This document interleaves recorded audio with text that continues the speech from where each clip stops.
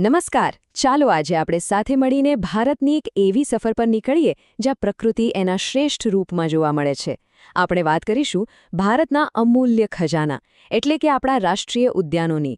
આપણે ખાલી એ નહીં જોઈએ કે ત્યાં કયા કયા પ્રાણીઓ છે, પણ એ પણ ઊંડાણમાં સમજીશું કે આ જગ્યાઓ એમના રક્ષણ માટે કેટલી બધી જરૂરી છે અને એમની સફળતા પાછળ કેવી અદ્ભુત કહાનીઓ છુપાયેલી છે. ખબર છે, આ ઉદ્યાનો ખાલી જંગલના ટુકડા નથી, ના જરાય નહીં. આ તો જાણે કે જીવતી જાગતી પ્રયોગશાળાઓ છે જ્યાં ભારતની અદ્ભુત જૈવ વિવિધતાનું જતન થાય છે. દરેક ઉદ્યાન કોઈને કોઈ ખાસ પ્રાણીના સંરક્ષણ માટેનો ગઢ છે અને એમની સફળતાની કહાનીઓ એ તો આવનારી પેઢીઓ માટે એક મોટી આશા છે. તો ચાલો આપણી આ સફર શરૂ કરીએ હિમાલયના ખોળામાંથી.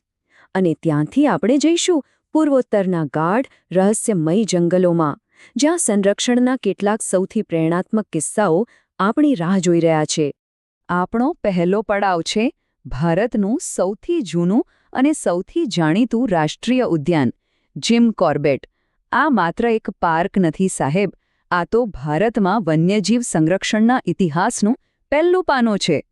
હા, આ એ જ જગ્યા છે જ્યાંથી 1973માં પ્રોજેક્ટ ટાઇગરનો પાયો નંખાયો હતો. આ પાર્કે આખા દેશને શીખવ્યું કે વાઘને લુપ્ત થતાં કેવી રીતે બચાવી શકાય. અને એનું પરિણામ એ આવ્યું કે આજે જીમ કોર્બેટ ભારતમાં વાઘની સૌથી વધુ વસ્તી ધરાવતા વિસ્તારોમાંનો એક છે. આ એક બહુ મોટી સિદ્ધિ કહેવાય. ચાલો હવે થોડા પૂર્વ તરફ જઈએ, આસામના કાઝીરંગામાં. આ નામ સાંભળતા જ એક શિંગડાવાળા ગેંડાનું ચિત્ર આંખ સામે આવી જાય, ખરું ને? અને આ એની સફળતાનું જીવતું જાગતું પ્રતીક છે. તો કાઝીરંગામાં આ ચમત્કાર થયો કઈ રીતે? એમ જ નથી થયો. એની પાછળ બહુ જ કડક અને નક્કર પગલાં છે. શિકારને રોકવા માટે અહીં બધું જ છે, ડ્રોનથી લઈને ઇલેક્ટ્રોનિક આઈ સર્વેલન્સ સુધી. અને ફોરેસ્ટ ગાર્ડ્સ તો 24 કલાક સતત પેટ્રોલિંગ કરતા જ હોય છે. પણ સૌથી મોટી વાત શું છે ખબર છે? ત્યાંના સ્થાનિક લોકોને આ કામમાં ભાગીદાર બનાવવામાં આવ્યા છે. અને પરિણામ? જે ગેંડાની વસ્તી એક સમયે માંડ ગણતરીના ડઝન હતી, એ આજે 2600થી પણ વધારે થઈ ગઈ છે. શું જબરદસ્ત સફળતા છે, નહીં? આસામમાં જ એક બીજું અદ્ભુત સ્થળ છે, માનસ રાષ્ટ્રીય ઉદ્યાન. આ જગ્યા સંઘર્ષમાંથી ફરી બેઠા થવાની એક અકલ્પનીય વાર્તા કહે છે. માનસનું મહત્વ એની સંપૂર્ણ જૈવ વિવિધતામાં છે. એક સમય હતો જ્યારે રાજકીય અશાંતિને કારણે આ પાર્કને ઘણું નુકસાન થયું હતું. પણ પછી સ્થાનિક સમુદાયો, ખાસ કરીને બોડો જનજાતિ અને સરકારે સાથે મળીને કામ કર્યું. મેન એનિમલ કોન્ફ્લિક્ટ ઘટાડ્યો અને પરિણામે અહીં પિગ્મી હોગ અને ગોલ્ડન લંગૂર જેવી દુર્લભમાં દુર્લભ પ્રજાતિઓને સફળતાપૂર્વક ફરીથી વસાવવામાં આવી છે. ચાલો હવે આપણે પશ્ચિમના સૂકા પ્રદેશો અને મધ્ય ભારતના હૃદય તરફ પ્રયાણ કરીએ.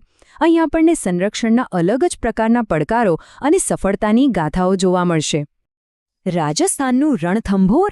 અહીં તો ઇતિહાસ અને પ્રકૃતિ જાણે એકબીજામાં ઓગળી ગયા છે. જ્યાં એક સમય રાજા મહારાજાઓ રહેતા હતા, એ ઐતિહાસિક કિલ્લાના પડછાયામાં આજે વાઘ રાજ કરે છે. રણથંભોર વાઘ માટે ખૂબ જ મહત્વનું ઘર છે. અને અહીંની ખાસ વાત એ છે કે એમણે ટાઇગર ટુરિઝમને સંરક્ષણ સાથે બહુ જ કુશળતાથી જોડી દીધું છે. પ્રવાસનથી જે પણ આવક થાય છે, એનો ઉપયોગ પાર્કના વિકાસ માટે અને સ્થાનિક લોકોને રોજગારી આપવા માટે થાય છે. આનાથી એ લોકો પણ સંરક્ષણના પ્રયાસોમાં દિલથી જોડાય છે. હવે વાત કરીએ આપણા ગુજરાતના ગૌરવની, ગીર રાષ્ટ્રીય ઉદ્યાનની. આખી દુનિયામાં એશિયાઈ સિંહોનું આ એકમાત્ર કુદરતી ઘર છે. ગીરમાં સિંહોનું સંરક્ષણ કરવું એ એકદમ અનોખા પડકારોથી ભરેલું છે, જેમ કે માનવ-સિંહ સંઘર્ષ. કેમ? કારણ કે સિંહો હવે ખાલી પાર્કમાં નથી રહેતા, એ 12 ગામડાઓ સુધી પણ પહોંચી ગયા છે. આ ઉપરાંત રેલવે ટ્રેક અને ખુલ્લા કૂવાઓથી થતા અકસ્માતોનો ભય રહે છે. અને સૌથી મોટો ડર એ કે આખી વસ્તી એક જ જગ્યાએ છે, એટલે કોઈ રોગચાળો ફેલાય તો. આ બધા પડકારો સામે વન વિભાગ સિંહ મિત્ર જેવા કાર્યક્રમો દ્વારા સ્થાનિક લોકો સાથે ખભે ખભા મિલાવીને કામ કરી રહ્યું છે. ચાલો હવે જઈએ ભારતના હૃદયમાં, મધ્યપ્રદેશના કાન્હા નેશનલ પાર્કમાં. આ એ જ જગ્યા છે જેને રડિયાર્ડ કિપલિંગની પ્રખ્યાત ધ જંગલ બુકે હંમેશા માટે અમર કરી દીધી છે. કાન્હાને એક બહુ મોટી સફળતાનું શ્રેય જાય છે, અને એ છે હાર્ડ ગ્રાઉન્ડ બારાસિંગાને લુપ્ત થતા બચાવવાનો. 1970માં આ ખાસ પ્રકારના હરણની સંખ્યા ઘટીને માત્ર 66 થઈ ગઈ હતી. ત્યારે કાન્હાના મેનેજમેન્ટે શિકારીઓથી બચાવવા માટે ખાસ વાડા બનાવ્યા અને કેપ્ટિવ બ્રીડિંગ પ્રોગ્રામ શરૂ કર્યો. અને આજે એમની સંખ્યા 800થી પણ વધારે છે. આ ભારતના સંરક્ષણ ઇતિહાસની સૌથી મોટી સફળતાઓમાંની એક ગણાય છે. આપણી સફરના છેલ્લા તબક્કામાં આપણે દક્ષિણના લીલાછમ જંગલો અને પૂર્વના અનોખા મેંગ્રોવ વિસ્તારોની મુલાકાત લઈશું. કેરળનું પેરિયાર અભયારણ્ય. અહીં પાણી, જંગલ અને વન્યજીવનનો એટલો સુંદર સમન્વય જોવા મળે છે કે મન મોહી લે છે. પેરિયાર મુખ્યત્વે હાથીઓના સંરક્ષણ માટે જાણીતું છે અને અહીંની સફળતાનું રહસ્ય છે સ્થાનિક સમુદાય આધારિત ઇકો ટુરિઝમ. જે લોકો એક સમય શિકાર કરતા હતા એમને જ ગાઈડ અને સંરક્ષક બનાવી દીધા.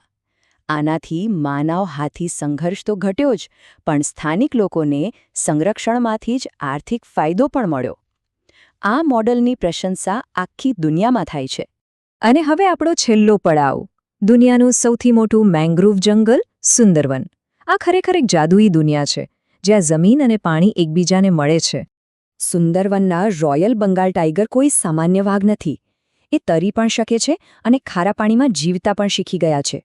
અહીં સંરક્ષણનો સૌથી મોટો પડકાર છે ક્લાઇમેટ ચેન્જ અને વધતી જતી સમુદ્રની સપાટી, જે વાઘના ઘરને જ નષ્ટ કરી રહી છે. સાથે સાથે માનવ-વાઘ સંઘર્ષ પણ એક મોટો મુદ્દો છે. આ બધાની સામે લડવા માટે મેંગ્રોવનું પુનઃવનીકરણ અને સ્થાનિક લોકો માટે રોજગારીના નવા રસ્તાઓ ઊભા કરવાના પ્રયાસો ચાલી રહ્યા છે. તો જોયું, આ બધા ઉદ્યાનો ભલે અલગ અલગ જગ્યાએ હોય, પણ એ બધા સાથે મળીને ભારતના વન્યજીવન માટે એક સુરક્ષા કવચ બનાવે છે. દરેકની સફળતા અને દરેકના પડકારો આપણને કંઈક ને કંઈક નવું શીખવે છે. ચાલો આ કોષ્ટક પર એક ઝડપી નજર કરીએ. આ આપણી આખી સફરનો સાર છે. કોર્બેટમાં પ્રોજેક્ટ ટાઇગરની શરૂઆત, કાઝીરંગામાં ગેંડાનો અદ્ભુત પુનરુત્થાન, ગીરમાં આપણા સિંહ, કાન્હાના બારસિંહા અને પેરિયારના હાથીઓ. જુઓ, આ દરેક નામ પાછળ સંરક્ષણ, મહેનત અને સમર્પણની એક પ્રેરણાદાયક ગાથા છુપાયેલી છે. તો અંતે એક મોટો સવાલ મનમાં આવે છે નહીં, કે આ જે અમૂલ્ય વારસો છે એને આવનારી પેઢીઓ માટે સાચવવા આપણે શું કરી શકીએ?